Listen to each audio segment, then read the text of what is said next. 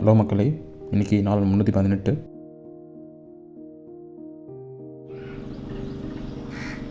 இன்றைக்கி பிரென் ப்ரவுன் அப்படிங்கிற ஒரு ஆத்தர் எழுதின த கிஃப்ட்ஸ் ஆஃப் இம்பர்ஃபெக்ஷன் அப்படிங்கிற ஒரு புக்கில் இருந்து ஒரு சின்ன ஸ்டோரி பற்றி பார்க்கலாம். ஒரு குட்டி பொண்ணு அவங்களோட நோட் புக்கில் அவளோட ஃபேவரட் ப்ளூ கிரையான் பென்சிலில் ட்ரா பண்ணிகிட்ருக்கா. ட்ரா பண்ணிகிட்டு இருக்கும்போது சடனாக அந்த ப்ளூ கிரையான் உடஞ்சி போயிடுது. அப்போ அந்த பொண்ணு பயந்து போய் இனிமேல் அந்த ட்ராயிங்கை கம்ப்ளீட் பண்ண முடியாதுன்னு ஒரு மாதிரி டிசப்பாயிண்ட் ஆகிடுறான். இதை பார்த்துட்டு இருந்த அந்த குட்டி பொண்ணோட அம்மா அந்த உடஞ்சி போன கிரையான் பென்சில் எடுத்து திரும்பவும் வரைய ஆரம்பிக்கிறாங்க. கிரையான் பென்சில் ஒரு வாட்டி உடஞ்சிட்டா திரும்பி அதை யூஸ் பண்ண முடியாது அப்படின்னு சொல்லி அந்த பொண்ணு ஃபீல் பண்ணிகிட்ருக்கா. ஆனால் அம்மா உடஞ்சி போன அதே ப்ளூ கலர் கிரையான் பென்சில் எடுத்து அந்த ட்ராயிங் இன்னும் அழகாக ட்ரா பண்ணி முடிக்கிறாங்க.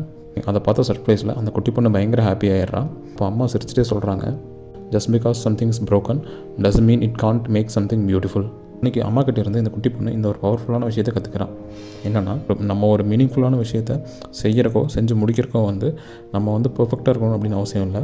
நம்ம சில மிஸ்டேக்ஸ் பண்ணியிருந்தாலும், எமோஷ்னலாகவோ ஃபிசிக்கலாகவோ பிரேக் டவுனாக இருந்தாலும் ஸ்டில் நம்ம பிலீவ் பண்ணால் நிறைய அழகான விஷயத்தை நம்ம இந்த உலகத்தில் பண்ண முடியும் அப்படின்னு சொல்கிறாங்க. திரும்ப நாளைக்கு பார்க்கலாம். கன்சிஸ்டண்டாக இருங்க.